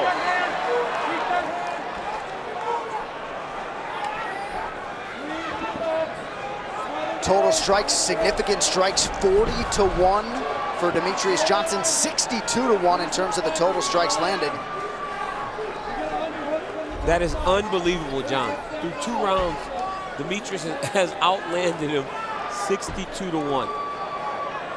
But that's what you expect when you're watching a guy like this. I mean, you're watching a virtuoso. And for Ray Borg, I mean, he's had his moments in this fight, particularly in grappling, but, I mean, he's finding out what it's like to fight the best. Nice knee to the body there from DJ, on the ground. Some shoulder strikes land for good measure. He just does everything. I mean, that's the thing about him. You don't know what's coming, where it's coming from. Borg looking for the up kick. Dimitri nowhere to be seen. Fight. He goes to his best position. He gets a takedown and he just gets reversed. And you look at DJ and he has there's no signs that he's going to be slowing down at all over the course of this 25 minutes. So it does frustrate you. But we might be looking at the future in Ray Borg. I mean, we're talking about a very young guy here. He's 24 years old. That's correct, right? Yep. Born in 1993. Amazing when you're looking at his record and the fact that he has been fighting in the octagon for 3 years. And now he's here in a world title fight against the best ever and is not without success here. No. But he's just getting outclassed. DJ's going to go to the same position. He's going to beat him up a little bit when it's time to defend. He's just going to spin towards Ray Borg's back to free his left leg. Well, let's see what kind of adjustments Ray makes, because he's been in here before. Let's see if he does something differently, and he tried. He tried. Yes, he did. DJ's looking for the choke here. Front headlock position. Pushing down on him.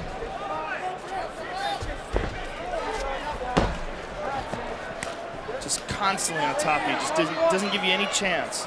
Doesn't make any mistakes. DJ has struck to the body 33 times in the fight, has landed all of them. There's another knee. What's really phenomenal about DJ is how little he gets hit. And that's why the career can really be extended, right? He's taking no damage in the majority of these fights, so he can fight for as long as he wants, you know? So a guy like Ray Borg may be looking at Dimitri Johnson for another 5-6 years because he does not take much damage.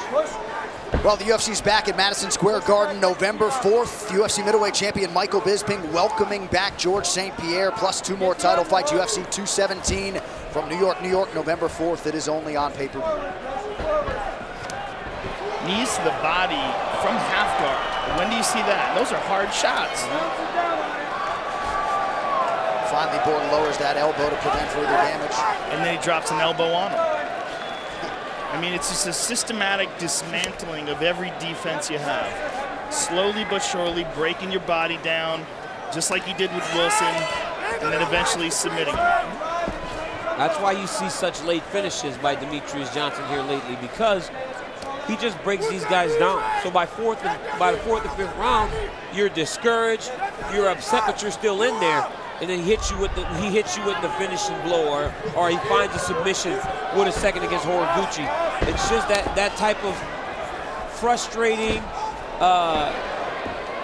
upsetting fight because you really can't get anything going. Yeah, it's just an overwhelming accumulation of beatings until finally you're a shell of who you were at the beginning of the first round, and then he gets you.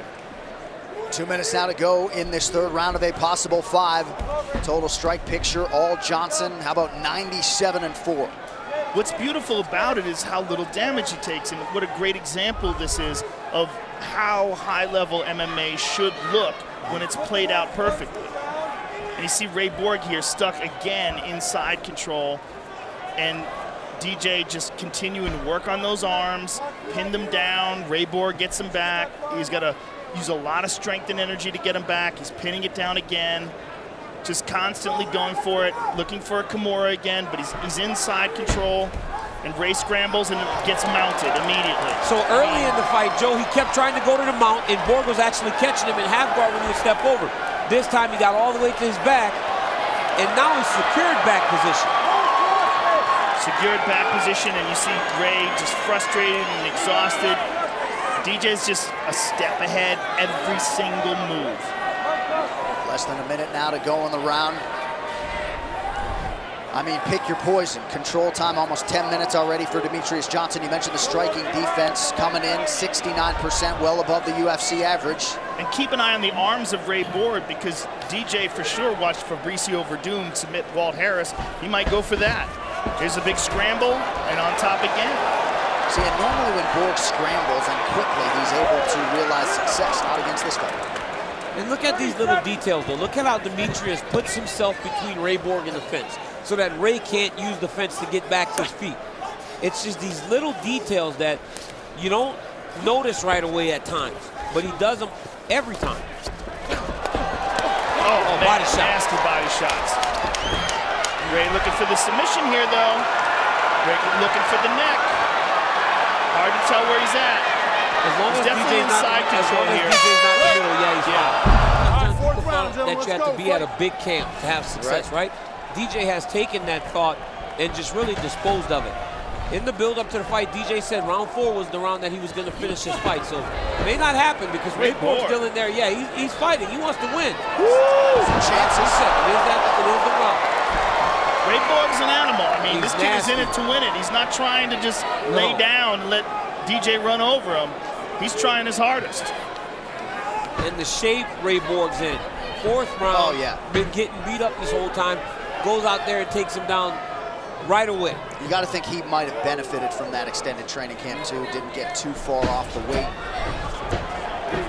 Takedowns. Look at that knee from the takedown attempt. And he's back to that same exact position. DJ presses down the head, and Ray realizes he can't do anything with it. And now he winds up on the bottom, and DJ's beating him up again. Yep. Borg trying to cover up here. One of those elbows got through and cut Ray Borg. 1 minute gone by here in round 4. And for the guy that likes to wrestle and likes to grapple and likes to be in top position, this is a dream for Demetrious Johnson because we can do this all day. If you're in control and you're the guy not taking damage and you're the guy moving around on top of the opponent, making him carry your weight, you're fine. You can do this all day. It's when you start to deal with adversity. When you're the guy that's taking the damage, it's very difficult and you get tired. And I don't know if DJ runs hot or not, but he's barely sweating, so. It's just phenomenal conditioning. If you see some of the workouts that he does, some of the incline treadmill work and strength and conditioning programs that he gets put through. I mean, he's as conditioned as any athlete in the world. Well, Ray Borg took some chances on the feet at the beginning of this round, landed a left hand that was probably his most significant strike of the fight. But again, being controlled again, back to his feet. Oh, another shot to the body. Hurt him there. Hurt him there to the body. You start to see Ray Borg grimace a little bit now when these body shots are landed. There's another one. They're so accurate. Walk those legs out, walk those legs out. Yep, there it is. Bang the legs up, bang the legs out. Freeman's out of the cage. Johnson staying busy, Borg fires back, but Ray getting a breather here. Control. Borg finally starting to show some signs of exhaustion. He just tried to attack guillotine again. Demetrious ducks under it, takes his back, and then kicks him. I mean, there is a method to every movement for Demetrious Johnson. Standing on the ground in transition, he has outstruck Ray Borg 127-11 and counting. John, stop making jokes. Joe's the comedian. 127-11. John, you're a funny guy, but 127-11, that's crazy. That's true. That's insane, right? That's truth, man. I'm telling you. Go open for Rogan. You know, we just make jokes about how bad DJ beats up people. It's crazy. 128 strikes to 11 is insane. There was 12. Oh, taken down, lands on his head. And that's a high amplitude takedown from the clinch, right? Yeah. I mean, that's impressive. That sound was his head bouncing off the canvas. That's no bueno. So, Champ, if Ray Borg sees a 5th round here, do you just go balls to the wall? And He's pressing here very hard. He stepped over and took a big chance to slide that knee across the belly. DJ's putting a tremendous amount of pressure on him, looking to get that finish. And you're seeing Ray wilt, and that's why he's doing this. He's feeling it, and he's really turning up the heat. He's feeling Ray crack, he's feeling less resistance, and he's ramping it up accordingly like he does in every fight. I think if you're Ray Borg, John, you have to just, or anyone that's fighting Demetrious Johnson, unless it's a TJ Dillashaw, a Dominic Cruz, a Cody Garbrandt. Yeah, I think you have to just go all out right away like Tim Elliott did. That fight found success. Because otherwise you just get broken down, as we're seeing here. We saw it in the Hayes fight. Every fight, when he's having success, when he's at his best, they look very familiar. And that's when you know DJ's fighting at his best. Oh, nice foot. You know, it's a shame that DJ didn't want to fight TJ when he had that opportunity, because that's a real challenge. I mean, that's a real world champion fight. I know he wanted to break this record, and I know he was concerned that TJ had never made flyweight before, and he wanted to fight someone who's already established in the division. Right. It makes sense. He's going for an armbar here. He's stepping over and he's controlling the arm. They certainly have, and I mean, that was the knock on him, as you said, earlier in his career. But since the Horiguchi fight, the Joseph Benavidez, I mean, pretty much everybody, Moraga, he finishes everybody now.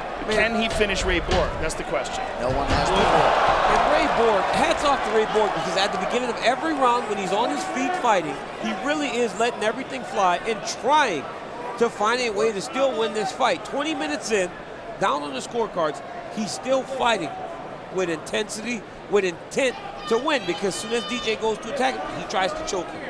This kid's not giving up on himself. He's very, very game. He's just outmatched. But as you said many times before, DC, he's getting the rub. And I bet we're going to see a better Ray Borg after this fight. I don't like when DJ looks at me whenever he's fighting. He's like looking at me and like smiling and making weird faces and it's intimidating me, Joe. I don't want to look at him. It's like now I can't watch the fight. I'm looking down at the table. He's a little too relaxed. Oh. He's just so aware. But still doing his thing. Yeah, and just beating Ray Borg senseless here. On top of him, controlling the position, shots to the body here, another knee to the body, and looking to step over it. Look at this, Ray Borg, though, grabbing hold of that leg. Let's see if he can complete it. Ray Borg still game, very game. Kick to the body. By DJ to come out. And now Borg, again, like I said, Borg, man, he's in there to win the fight. Absolutely, just not giving up at all. Look at him, swinging hard. And DJ takes him down once more. Steps over, got to step over completely. 3.5 minutes now to go. But Borg has been closing the distance, choosing to wrestle and grapple as opposed to trying to strike. Certainly hasn't had much success on the feet while they've been there. 136-13 now in terms of the total strikes for Demetrious Johnson. That's insane. I mean, that number's crazy. Right? Like, we've got to be approaching some sort of record for least amount of strikes. Look at this, full mount. Over 5 rounds. And he's got the neck. Ray Borg he's straining to get up instead of using technique, and that's how you get caught. When you just explode and use all your muscles and your strength to try to get up. Look at that scramble, though. You gotta love this kid. You gotta love Ray Borg. You really do. I mean, because outclassed, outmatched, and not a ounce of give up in him. No quit in him. And certainly from a conditioning standpoint, he's been rendered defensive for most of this fight, but he put himself in position to go 5 hard with DJ. Yeah, I mean, he's taken ruthless shots to the body. He's been beaten up. He's taken over 100 shots in this fight, and yet he's still in tremendous shape here in the 5th and final round against the best ever. And if DJ can't get him out of there, you wonder what it's going to take to finish a guy like Ray Borg. Just over 2 minutes now to go. Yeah, in many ways, if he can get through this next 2 minutes, it'll be a moral victory for him.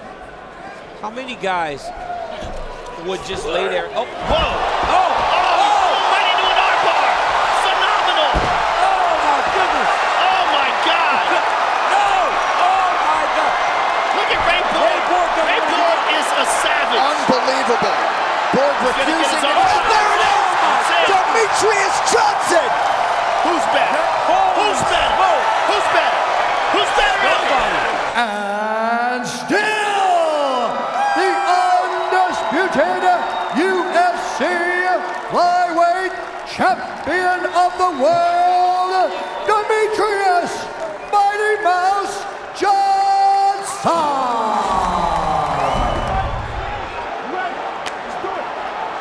Get ready, world!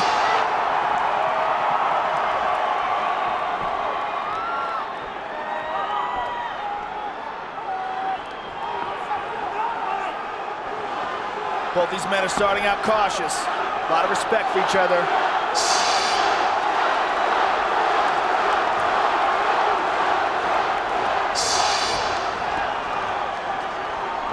Chuck loves to explode with that big right hand. Vanderlei likes to get inside and utilize those vicious knees in the Muay Thai clinch. Chuck has a significant reach advantage in this fight. And you see, Chuck loves to counter. He likes the aggressive style of a guy like Vanderlei who wades in like that. Chuck's ability to be in retreat mode and deliver a knockout blow is better than anybody's in the world. If you don't believe me, ask Babalu. Yeah, he can deliver knockout power from very odd angles.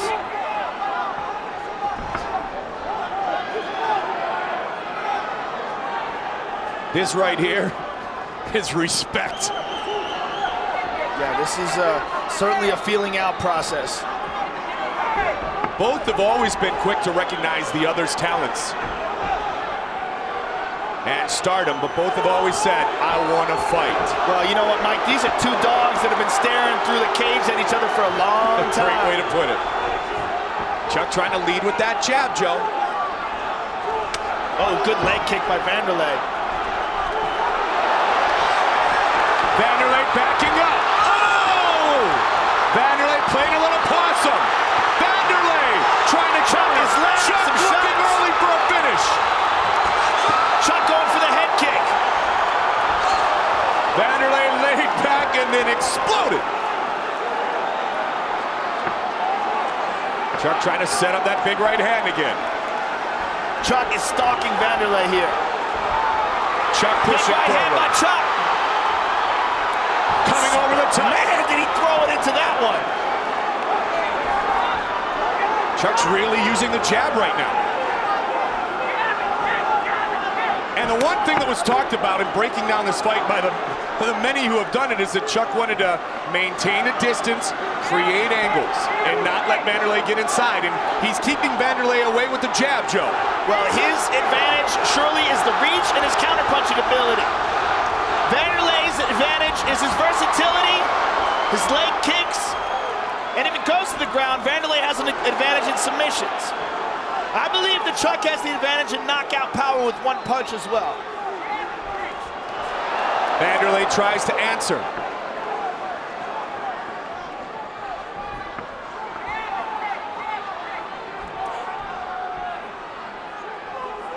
Attack with the teep, Chuck Liddell. We've seen some kicks from Chuck, something that you and I have talked about we haven't seen in a long time, Joe. Well, he's very versatile. I mean, Chuck can attack with more, but he's got so much success knocking guys out with punches that that's primarily what he focuses on in his fights.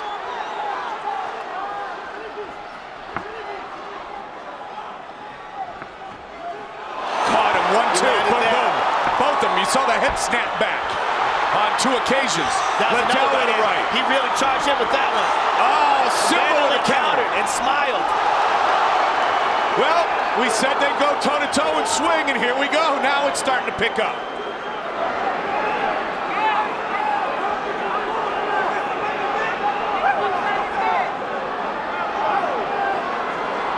If I was in Vanderlei's corner, I would be telling him to concentrate on leg kicks. That's what we saw in the Keith Jardine fight. The Keith was very effective after landing a lot of kicks. Absolutely. But Vanderlei is being drawn into a punching exchange with Chuck, where I think he has a disadvantage. Remember, this is a non-title fight, so it is scheduled for 3 5-minute rounds. 40 seconds remains in round 1.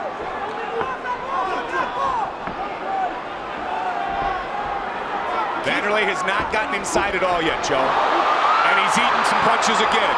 Keith Jardine was very successful in the bout with Chuck Liddell by taking Chuck out of his game by landing a lot of leg kicks and body kicks. Such a huge fight for Chuck Liddell tonight.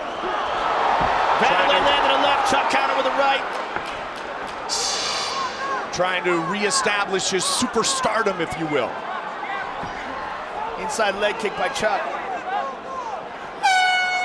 Round 1 complete.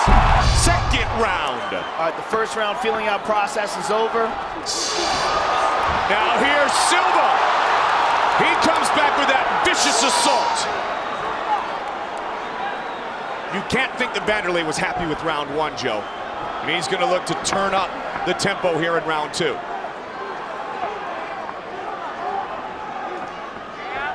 Well, it was always thought that these exchanges, I mean, Vanderlei is such a wild puncher, and he throws looping wide punches.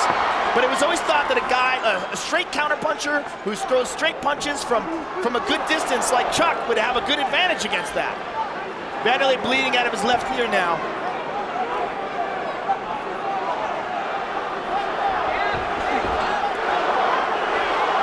You almost just sit back and go, this is an unbelievable moment because they're finally going toe-to-toe. Vanderlei Silva, Chuck Liddell. Kicks again. You heard John Hackleman say to start to put some combinations together. Chuck trying to do that. Vanderlei counter with some nice punches there. I talked to John Hackleman last night, Joe, and he just said, Chuck is ready. I'm kind of surprised that Vanderlei's not throwing more kicks. Vanderlei's starting to score here a little bit. This is basically like a wild boxing match. Knockout or be knockout. There you go. There's inside kick by Chuck. And Vanderlei has not gotten into a clinch situation that we saw so effective against Rampage. There's a kick. Body kick by Vanderlei. And again, you know, it's funny, Eddie Bravo shared with me a conversation he had with Liddell way back in 2001. He said, there was one fighter that you would utilize your wrestling skills against. Who would it be? And Chuck said Vanderlei Silva. But that doesn't seem to be the game plan here tonight for Chuck. Well, you know what? Chuck has become much more confident in his knockout ability. And oh, Chuck is down, but just for a moment. That's a slip. The crowd reacted, though. Nearing the midway point of this colossal confrontation. Good and body again kick with the by body Vanderlei. kick, Vanderlei. Vanderlei constantly pressing Chuck. Nice left hook by Vanderlei. Vanderlei starting to score, as I mentioned earlier here. Chuck trying to come over the top again, left and right.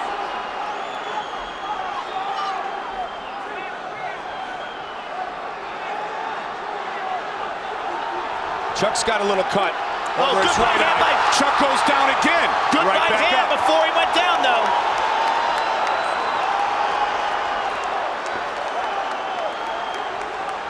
Wow, the expression in the eyes has just changed on Chuck Liddell, too. He's even gotten more intense, it would appear. Look at the look in the eyes of Chuck Liddell.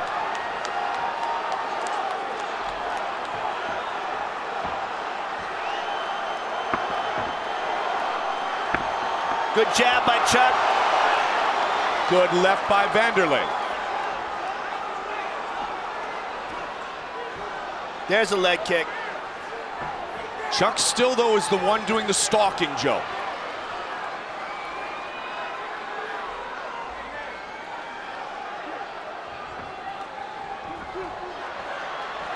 Here might be the first time for Vanderlei to utilize the clinch in the knees. Good left by Chuck. Chuck is pushing forward. Wild punches. Vanderlei's bleeding. Chuck is opened up. Vanderlei Silva. Wow, that is a lot of blood. And an elbow by Liddell. Whoa! No single person is sitting here inside the Mandalay Bay.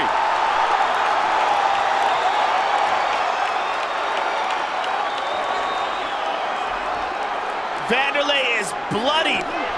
Good right hand by Vanderlei. Now Chuck's bleeding.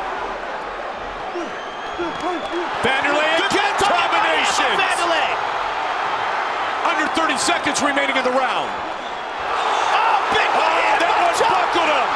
Chuck again, looking to finish. Swinging uppercuts. Liddell's got a leg. Chuck and a takedown.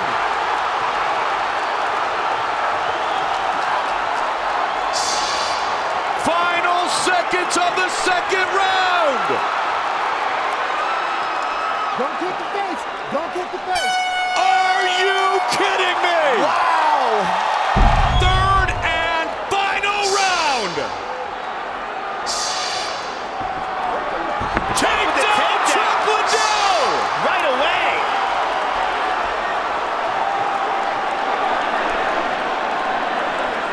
That was a surprise. Vanderlei back to his feet. Chuck tried to clip him on the way up.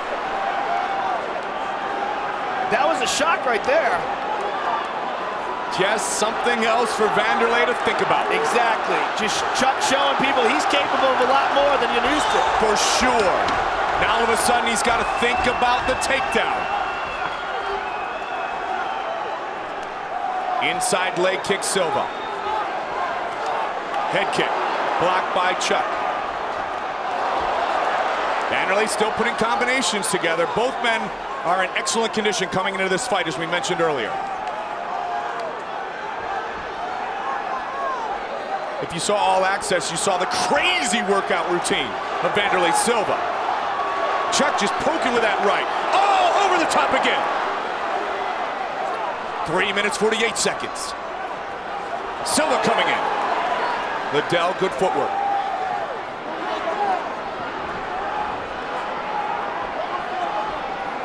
Joe, it's like Chuck Liddell has his swagger back. Yeah, he looks very confident coming into this third round. Good left hand by Vanderlei. That's when Vanderlei's the most dangerous, when he's windmilling those punches in the exchanges.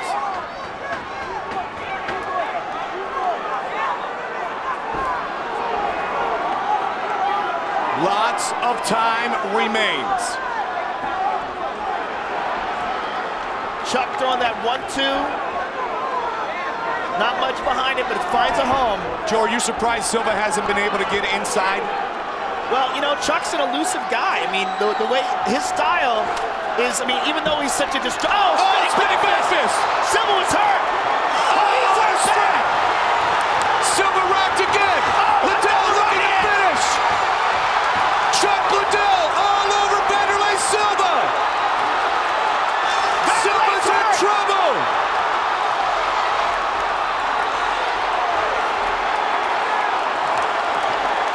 Chuck Liddell looked up at the time, 2 minutes and 30 seconds to go. Vanderlei is badly hurt. Spinning back fist Chuck Liddell. That started it out.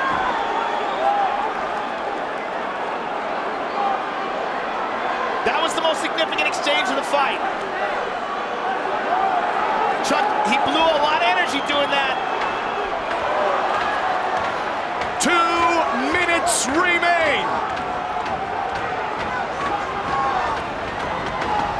Vanderlei pushes forward. He knows he must explode here. Chuck Liddell is winning this fight. Chuck would love nothing better to be able to put him away here. Vanderlei swings and misses. Chuck teeing off again. Silva's in trouble. Silva's wobbly. Right hand by Vanderlei. Regains his composure. Chuck again looked up at that time. He blew out a lot of energy trying to put Silva away there. That exchange was right in front of us, Joe, and you could see the arms just slow down as Liddell tried to finish the fight. Well, he's pacing himself because he doesn't want to get to a position where he becomes defenseless, where he blows out so much energy that he can't defend himself. And at this point, while he wants nothing more than to knock out Vanderlei Silva, he also knows that he's 1 minute away from one of the biggest, if not the biggest wins of his professional career.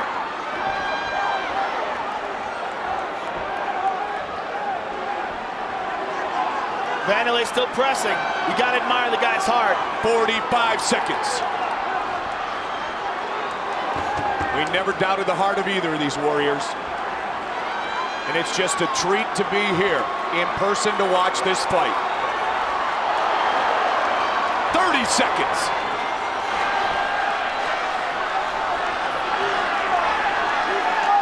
Chuck's got another round, is almost over. If he's gonna put it up, try to put him away, this is it. Takedown number 2. 15 seconds.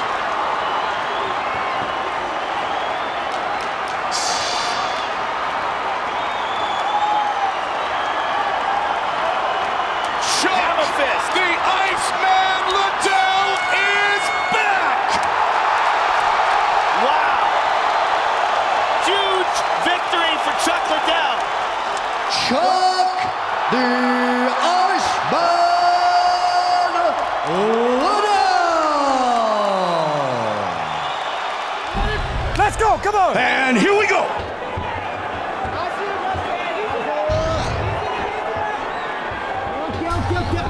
White trunks for Diaz, who has a significant reach advantage. Dark trunks for the Fireball kid, southpaw against southpaw. And a reach advantage over almost everyone in the division. Very tall kid with very sharp boxing. And he really utilized that against Marcus Davis, Yes. who's known as one of the better boxers in mixed martial arts, you know, a former professional boxer, and Nate Diaz outboxed him in that fight. And Nate has very good footwork, a very wide stance, which lightens him even more as he fires early and connects. That Stockton slap. That was a piston. That wasn't a slap. That was a beautiful straight left hand. He knocked out Rory Markham at 170 in a fight of the night performance. And beat up the Irish hand grenade on his feet. And a lot of it is that Marcus could not get inside, like you said, Joe. And the accumulation of strikes you take from a Diaz do great damage. Big swing by Gomi. Well, that knockdown is a great confidence builder for Nate. And Nate, like his brother Nick, has a great chin. Both those guys can take bombs. He took some serious shots from Gray Maynard. We know how hard Gray Maynard hits. And he never even came close to going out. And sick jiu-jitsu. Very, very good off of his back. Those long legs have ended a lot of fights. Oh, body shot by Gomi. Including submitting black belts like Kurt Pellegrino. Oh, and again he slips. Beautiful right hook. Yep. Lands one on the side of the face of Gomi, who winces. Good start for Nate Diaz. No kick so far. All punches from Mr. Diaz. Nice. Beautiful. I love how he led in with that right, but really it was to disguise the left, and the left came behind it. Nice and clean. Joe, and it's interesting, you know, they're so confident in their boxing, both Nate and Nick. You rarely do see a kick come from one of the Diaz brothers. Well, I think that's unfortunate. You know, I think it would only help them to add to the repertoire and make them even more unpredictable, but it's their style. You know, that's how they feel comfortable fighting. Working the clinch for a moment. Still Gomi trying to get inside, and he's getting damaged on the way in. Quite simply, it's always better to have more weapons. Absolutely. The elite of the elite all have. I mean, look at Anderson Silva. Perfect example. Greatest fighter of all time. He can do everything. Defines the art of 8 limbs. Look at that beautiful duck under there by Nate. Beautiful head movement. He's very aware in there, very conscious, very comfortable. You can really tell. Look at that jab. Nice. Looks a little bit like Anderson Silva with at least the hands down there. He looks a little bit like his brother, is what he looks like. No kidding, huh? And, you know, Nate's coming into his own. As we said, Nate is only 26 years old. Gone through some tough fights with Rory McDonald and Dong Young Kim. He is teeing off. He is working Gomi here, trying to finish it early. Good knee on the way up. Again, he connects with Gomi. And Richard Perez has worked the boxing for so long. Gomi just dropped down. Yes, he did. Nate's got his back. Look at this. That's where he uses those legs. Look how beautifully he takes the back here. He's got one arm trapped. The right arm of Gomi is completely trapped underneath the right hook of Nate Diaz. And he can only defend with his left hand. And Gomi has lost 5 of his 7 career fights by submission. They're back up for now. 90 seconds on the clock here in the first round. Stiff jab. This is some of the best boxing we've ever seen from Nate. Long and lean and powerful and effective. Now the hook. Again. Everyone's landing, Joe. He is just owning Takanori Gomi. And by the way, this doesn't mean that Gomi can't win. Gomi still has that wicked knockout power that Nate has to be careful of. And he's on top now. Gomi's always one swing away from winning a fight. Watch the guard. Look at this beautiful guard of Nate Diaz. Turns it into an armbar. Nate's got it. Gomi's in all sorts of trouble. Gomi is in all sorts of trouble here. And he will switch to a triangle. Note how he grabs his leg. He switches his right leg over his left foot. Secures it in position. He doesn't have it quite, though. He needs to adjust it. He needs to grab a hold of his foot and put it deeply underneath the ankle. Gomi's in all sorts of trouble. That's a wrap, folks. Just getting tighter now. Trying to finish it here. He's going to go night-night. By submission. Oh, he's done. Oh. He's got to break the arm. It is all over. Outstanding. Nate Diaz transitions to the armbar and defeats Takanori Gomi. No doubt about it, the best performance of Nate Diaz's career. Just absolutely flawless. Spectacular in every single aspect of the game. Nate Diaz. Nate Diaz with his 9th career UFC victory. Here we go. Black trunks, black outfit for Ronda, white for Holly Holm.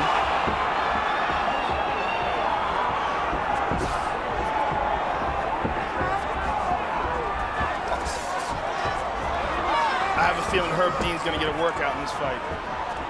Going to be a lot of moving. Ronda did not come out with that blitz that we've seen in the last few fights. With that angle that Holly Holm just connected with. Footwork and movement, it's one of the things that make her most dangerous. And experience striking. Ronda trying to stay right on. Holly is also in tremendous physical condition. There's another key to the fight, that oblique kick that's very popular with Michael Winklejohn trained fighters. And she is truly the product of the man known as Wayne. Oh, absolutely. She's one of his main proteges. 20 years. Ronda over the top. Good head movement by Holly. Ronda's chasing her, but Holly's getting out of the way and cutting angles, ducking. Ronda connected with that hand, though. Joe, this is officially the longest fight Ronda has had, other than the Miesha Tate fight. This is not what Holly wants. She definitely does not want to be clinching with Ronda. That Miesha Tate fight was the one in 2013. Miesha made it to round 3. Good short shots inside by Holly. Holly's got to get out of there, and she does. Ronda right in. Moves out of the way. Oh, she caught her with a kick. Ronda's got to be careful. Edmund Tarverdian said he has very, very much confidence in Ronda's ability to box with Holly Holm. Time will tell if indeed it stays like this. Not just the boxing, though, with Holly. Holly likes to set those hands up and throw kicks behind him. She hides the kicks with the punches. Holly is landing. Ronda's got to be careful not to chase too much. She certainly does, and she has to be careful not to be predictable. She also just dropped her hands. She can't get frustrated as Holly continues to move. Oh, beautiful step in left. But Ronda's got the clinch. For it. And she's got a hold of Holly's head. Got it. Took her down. Watch out for your arm.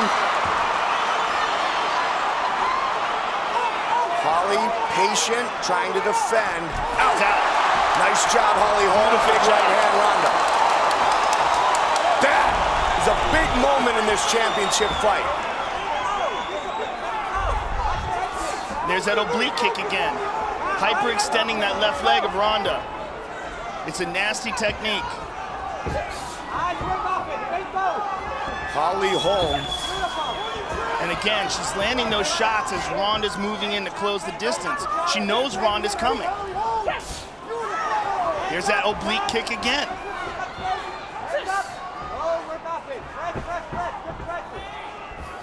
She ducks under. The UFC's Tom Gervasi did a top 10 all-time list in January for Ring Magazine. Holly was on that list. Good movement by Holly. Excellent movement. Ronda was on the cover of the Bible of boxing. There's that straight left again. Holly is starting to show her skills. And you gotta wonder if Ronda starts getting desperate chasing Holly. Nobody doubts the skill everywhere. Oh!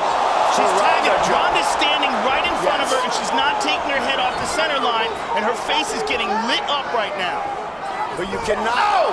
Again! You cannot get the experience on your feet like Holly has, and she's showing it here. Ronda in with a big shot. She's getting lit up, Mike. Holly Holm is tagging her. Mouthpiece. This is a big first round for Holly Holm. Ronda's chin is up. Nice leg kick again. Ducks under. And look at this. Holly Holm is taking down Ronda.